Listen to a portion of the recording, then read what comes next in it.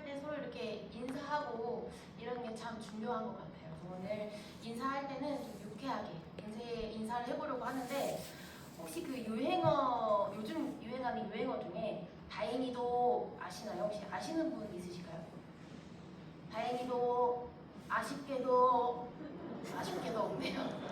한번 저를 따라서 한번 해보실래요? 아쉽게도, 다행히도.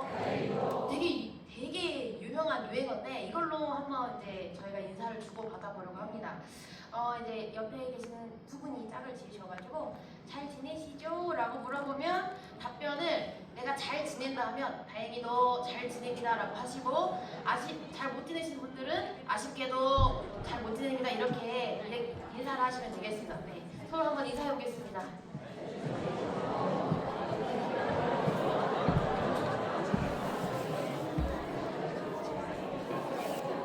좀 더 끌어주셔야 돼요. 아쉽게도, 네, 다행히도 이렇게 각 교약의 부서에서 이렇게 사용하시면은 아주 분위기가 좋을 것 같습니다. 저도 이제 제 근황을 한번 얘기해 보겠습니다. 저희 이제 마지막이니까요. 저의 근황은 다행히도 건강합니다. 네, 아픈 데 없고 건강하고, 아쉽게도 결혼은 예정이 없습니다. 궁금해하시는 분들이 많으셔가지고 제 근황을 이렇게 알려드리고, 이제 마지막 이렇게 고별 설교를 하게 되었습니다. 네. 다시 잠깐 좀 분위기가 가라앉았는데, 우리 좌우에 있는 분들과 한 번 더 인사해볼까요? 메리 크리스마스! 기쁜 날이니까요.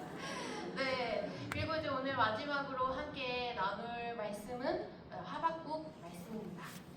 오늘 하박국 읽은 이 말씀에서 본문 3장 17절에서 29절까지의 말씀은요, 성경에서 이해하기 어려운 고백 중에 하나입니다. 비록 무화과 나무에 열매가 없고 포도나무에 서출이 없고 우리에는 양이 없고 외양간에는 소가 없을지라도 나는 여호와로 말미암아 즐거워하겠다.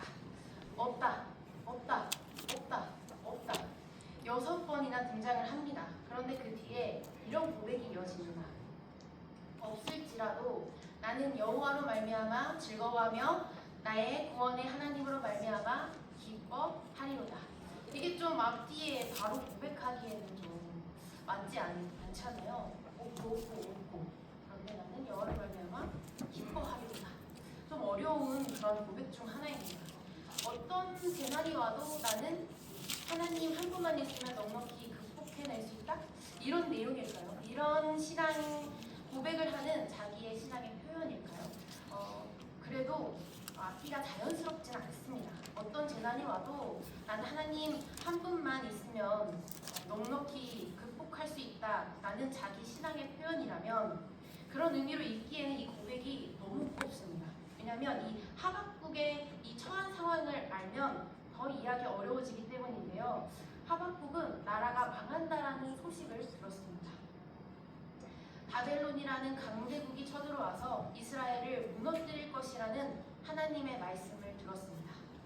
그때 이 하박국의 상태를 성경에서는 이렇게 말합니다. 내 창자가 흔들리고 내 입술이 떨리고 내 뼈가 썩는 것 같았다. 하박국은 두려움과 절망 한가운데 서 있었다라는 뜻인데, 이어서 바로 그 자리에서 하박국이 이렇게 노래를 합니다. 지금 나라가 처한 상황은 아무런 희망이나 소망을 말할 수 없는 상황인데 노래하고 있습니다. 이 말씀이 단순한 신앙 고백인지 아니면 삶에서 실제로 붙들어야 할 고백인지를 사역 현장에서 생각하게 된 적이 있습니다. 제가 첫 사역을 시작했을 때 맡았던 부서는 유치부와 아동부 두 부서를 맡았었습니다. 아이들에게 복음을 전하고 어린이 제자 교육을 하고 또 전도도 하고 또 전도 축제를 준비하면서 이 첫 사역을 열심히 준비했었습니다. 그때 유독 기억에 남는 한 아이가 있습니다. 당시 10살이었는데 지금은 23살이 됐겠네요. 예배도 잘 드리고 말씀 시간에도 집중을 너무 잘하고 제자 훈련에도 성실하게 잘 참여하던 그런 아이였습니다. 어린 아이였지만 예수님을 분명히 구원자로 믿는 그런 확실한 믿음이 있는 아이였습니다. 이제 같이 사역을 하면서 제가 3월에 있을 이 전도 축제를 준비하면서 2월에 아이들에게 이렇게 제가 가르쳐 줬습니다. 복음의 내용을 우리는 전해야 한다. 우리는 그런 사명을 하나님이 우리에게 주셨다. 그리고 이제 아이들에게는 좀 구체적인 방법을 알려줘야 아이들이 할 수 있기 때문에 제가 이렇게 이야기해줬습니다. 이제 3월이 되면 학교를 가잖아. 그러면 반 친구들에게 다 물어봐. 교회를 다니는지 안 다니는지. 그리고 예수님을 모르는 그런 친구에게 복음을 전하고 교회에 데려오는 거야. 솔직히 말하면 저는 이렇게 이야기를 하면 한두 명은 그래도 한두 친구에게 얘기하겠지라고 생각을 했었는데 그 다음 주에 한 아이가 와서 저한테 이렇게 말을 하는 것이에요. 목사님, 전도사님, 저 반 친구들에게 다 물어봤어요. 계약하고 딱 이제 학교에 갔을 때 반 친구들에게 그대로 다 물어본 거예요. 너 교회 다녀? 안 다녀? 이렇게 물어보고 전도할 친구도 정해 놓았습니다. 저도 그 이야기를 듣고 함께 기도하면서 이 전도 축제를 준비했는데요. 아이 어머니께도 제가 전화를 드렸습니다. 집사님이셨는데 이번 전도 축제를 위해서 좀 어머님이 잘 전도할 수 있게 도와주시면 좋겠다라고 말씀드렸고 어머니께서도 그 친구의 친구에게 맛있는 것도 사주고 또 인사도 하며 함께 해주셨습니다. 그렇게 시간을 보내고 드디어 전도 축제 날이 다가왔습니다. 그 친구가 교회에 왔을까요? 안 왔을까요? 아쉽게도 오지 않았습니다. 네, 오지 않았어요. 그 이후로도 한 해 동안 기도하면서 기다렸습니다. 그 친구는 정말 친구를 전도하고 싶었던 거예요. 그렇게 1년 동안 같이 기도하면서 잘 할 수 있어 격려해주면서 1년 동안 기다렸는데 다음 전도 축제 때 왔을까요? 안 왔을까요? 안 왔어요. 안 왔어요. 그리고 우리 내년에 잘해보자. 제가 이제 교육자니까 또 지도자 교육자니까 제가 이렇게 희망을 불어 넣어줬는데 이사를 간다는 거예요. 그래가지고 어머니께서 이제 저한테 전화를 주시면서 또 전도하지 못해서 아이가 되게 많이 울었다고 참 마음이 아팠다고 말씀해 주셨습니다. 저도 참 마음이 무거웠습니다. 이제 다른 곳으로 가면 새로운 지역에 가서 적응하는 것도 어려울 텐데 전도는 더 어렵겠구나 싶었습니다. 현실 보면 되게 상황이 막막해 보였죠. 그런데 몇 달이 지나서 그 집사님께 전화가 왔습니다. 아이가 그곳에서 전도를 했다는 소식이었습니다. 기쁜 마음으로 이 이야기를 저에게 전해 주었습니다. 이 소식을 들으면서 다시 말씀이 떠올랐습니다. 없다. 이사 가면 친구도 사귀기 어렵고 적응해야 하고 전도를 도와줄 선생님도 없고 또 저도 없고 상황은 더 어려워졌는데 한 가지 그 자리에서 그 아이의 믿음은 멈추지 않았다는 사실입니다. 그 뒤로 저는 사역을 하면서 보이는 상황보다 먼저 하나님을 바라보는 법을 조금씩 배워가며 하나님께 초점을 맞추며 사역하기 위해 매번 기도하였습니다. 하나님께서 하박국에게 보여주신 이 내용은 어느 한 백성에게 당장 희망을 말해줄 수 있는 상황이 아니었습니다. 나라가 무너지고 모든 삶의 기반이 사라지는 그런 재난의 일이었기 때문입니다. 그런데 놀라운 것은 하박국이 그 재난의 일을 들은 뒤에 갑자기 가슴 벅찬 노래를 부른다는 점입니다. 재난을 덮어버리는 노래, 재난을 뛰어넘는 고백을 하고 있는 부분이 바로 오늘 본문의 내용입니다. 그렇다면 질문이 하나 생깁니다. 도대체 무엇이 있었기에 하박국은 이런 고백을 할 수 있었을까? 앞에서 본 그 재난의 소식과 지금 우리가 읽은 이 찬송 사이에 무엇이 있었을까? 성경을 보면 이와 같은 똑같은 패턴이 몇 군데 반복해서 등장합니다.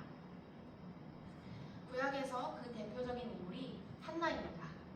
한나는 아이가 없었습니다. 히브리 사회에서 여자가 아이가 없다라는 것은 한 여인의 개인적인 슬픔이 아니라 하나님과의 관계가 끊어진 것처럼 여겨지던 일이었습니다. 그래서 성경에서 한나는 이렇게 말합니다. 나는 마음이 슬픈 여자라. 그 슬픔을 안고 하나님 앞에 나아가 통곡하며 기도합니다. 자기의 전 인생을 걸고 기도합니다. 그런데 어느 순간 한나의 기도가 바뀌게 됩니다. 하나님, 이 아들을 주시면 하나님을 위해 드리겠습니다. 기도의 방향이 바뀌게 됩니다. 개인의 슬픔에서 하나님의 뜻을 향해 시선이 옮겨집니다. 그리고 그 순간 한나의 기도는 노래가 됩니다. 이것이 바로 우리가 잘 아는 한나의 찬송입니다. 왜 그랬을까요? 한나는 단지 내가 아이가 없어서 힘들다라는 문제를 넘어서서 이 사사시대의 말, 자기 소견에 옳은 대로 살아가던 이 어두운 시대 가운데 하나님의 말씀이 끊어진 현실을 보게 되었기 때문입니다. 그때 한나는 하나님의 마음과 자기의 마음이 이어지는 경험을 합니다. 성경은 그것을 심정이 통했다 라고 말합니다. 그리고 기도는 찬송으로 바뀝니다. 신약에서도 같은 장면이 반복됩니다. 빌립보 감옥에 갇힌 바울과 실라입니다. 그들은 매를 맞고 착고에 채워져 깊은 감옥에 던져졌습니다. 한밤중 성경은 이렇게 기록하고 있습니다. 한밤중에 바울과 실라가 기도하고 하나님을 찬송하네. 먼저 기도입니다. 그리고 그 기도가 찬송으로 바뀌게 됩니다. 왜 그럴까요? 그들은 그 감옥에서 내가 풀려나느냐, 못 나오느냐 라는 이 개인적인 문제를 넘어서서 이 고난을 통해 복음이 어디로 가고 있는지를 보게 된 것입니다. 상황 너머에 하나님의 계획을 알게 된 것입니다. 아시아에서 시작된 이 복음이 마게도니아를 지나 로마를 향해 가고 있는 하나님의 이 구원의 경영을 그들이 보고 알게 된 것입니다. 그 순간 그들에게 주어진 매질과 고난과 눈물은 하나님의 구원 역사를 향한 통로가 됩니다. 그래서 그들의 기도는 찬송이 됩니다. 하박국도 바로 이 자리에 서 있습니다. 무화과 나무에 열매가 없고 포도나무에 소출이 없고 우리에는 양이 없고 외양간에는 소가 없는 이 현실 속에서 하박국은 자기의 삶의 문제가 아니라 자기 하나의 삶의 문제가 아니라 하나님께서 이루실 구원의 역사를 봅니다. 그래서 그는 이렇게 말합니다. 그럴지라도 나는 여호와로 말미암아 즐거워하며 나의 구원의 하나님으로 말미암아 기뻐하리로다. 여기서 우리가 가장 주의 깊게 보아야 할 표현은 여호와로 말미암아입니다. 하박국은 이렇게 말하지 않습니다. 상황이 좋아졌기 때문에 기뻐하겠다.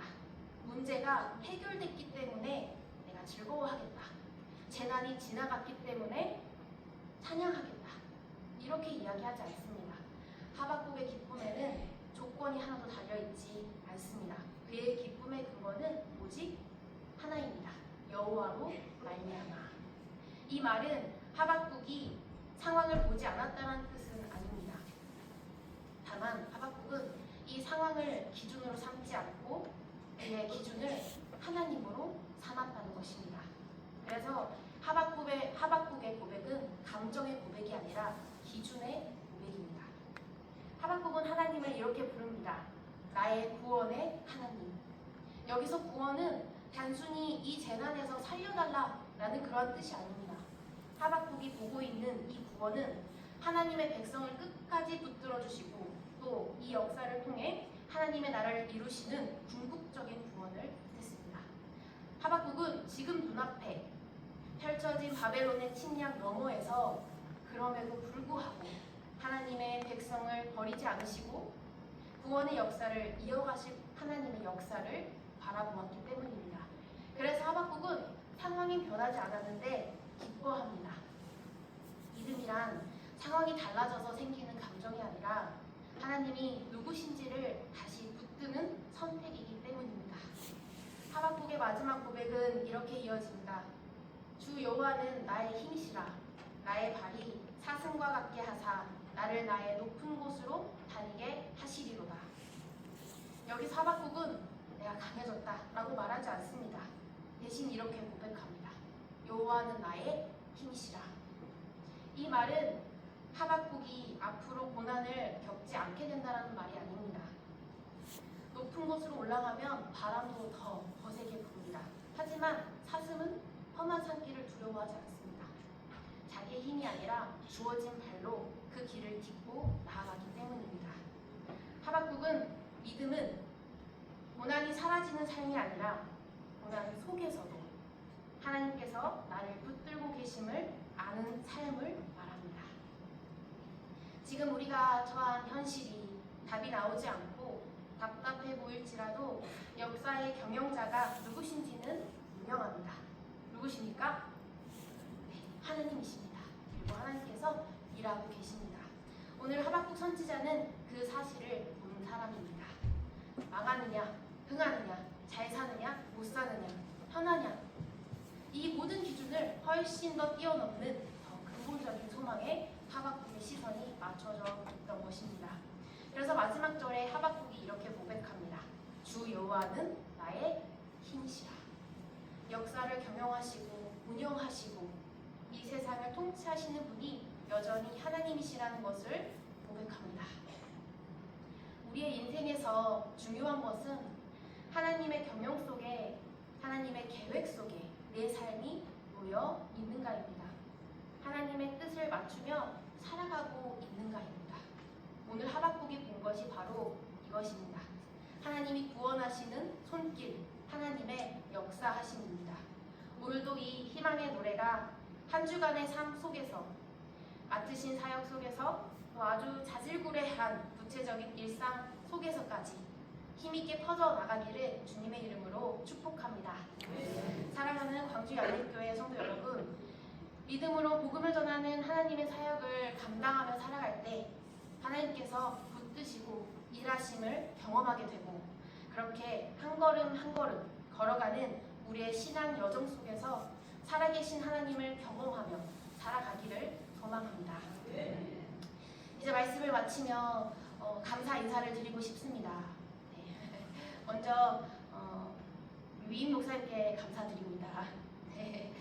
어떤 성도님께서 제가 사역하는 스타일을 보시고 위임 목사님 같다고 이렇게 이야기하시는 분이 계셨는데요. 칭찬으로 들었습니다. 네. 칭찬으로 듣고 제가 좋은 스승을 만나서, 선생님을 만나서 잘 배웠구나 라는 그런 생각이 들었습니다. 네. 저 휴지를 가져올 걸. 네. 늘 한결같은 지도와 또 이렇게 따뜻한 인품으로 믿어주시고 또 부족한 저를 감사합니다. 인내로 가르쳐 주셔서 사역을 잘 마칠 수 있었습니다. 또 우리 원로 목사님과 또 당에 계신 장로님들께 감사드립니다. 어떤 사역이든 믿고 맡겨주시고 또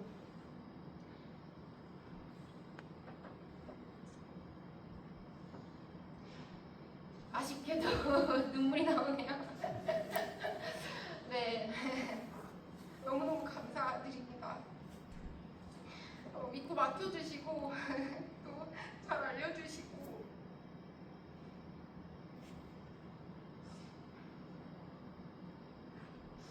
밥도 잘 사주시고 네, 기도로 함께 해주셔서 너무 사역의 자리마다 큰 힘이 되었습니다. 그리고 또 제가 함께 사역했던 제가 여기 양림교에 있는 동안 여러 부서에 있었는데 각 부서의 부장님들과 또 선생님들께 진심으로 감사드립니다. 부족한 점이 정말 제가 많았는데도 불구하고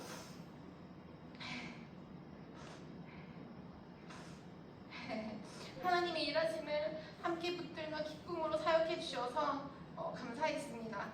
더불어 함께 사역했던 교육자 여러분께도 감사드립니다.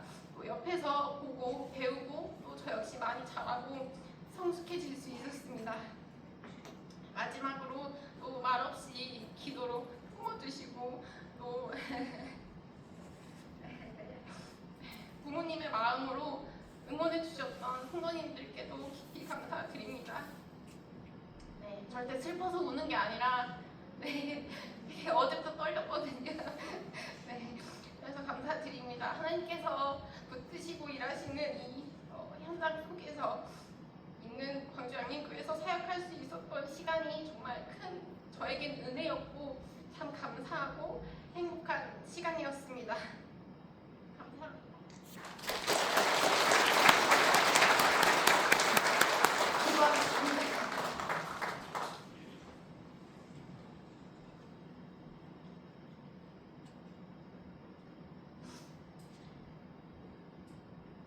살아계신 하나님, 오늘 하박국의 고백을 통해 상황이 아니라 하나님을 기준으로 살아가는 믿음이 무엇인지 다시 보게 하시니 감사합니다.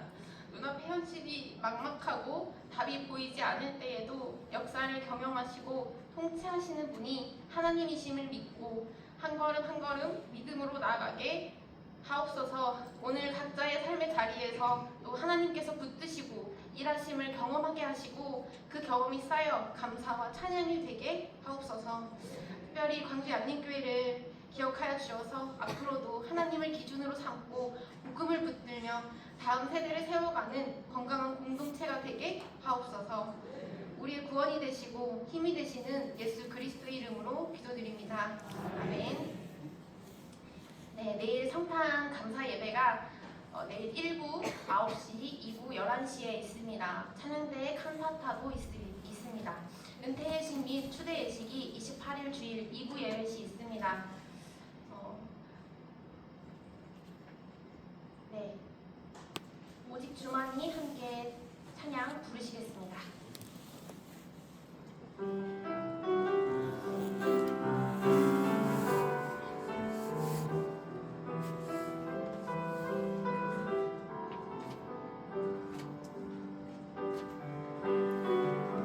나의 영혼이 찬양다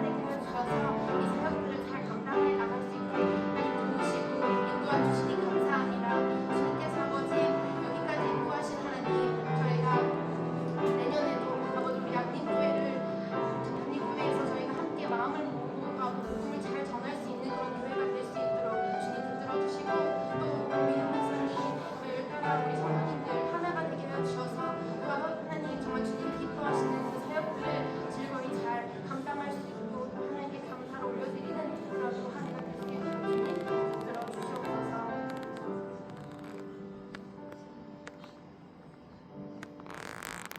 이제는 우리 주 예수 그리스도의 은혜와 하나님의 사랑하심과 성령님의 교통하심이 오늘 하박국의 고백을 마음에 품고 삶의 자리에서 믿음으로 살기를 다짐한 모든 성도 머리 위에 이제로부터 영원히 함께 계시기를 축원하옵나이다. 아멘.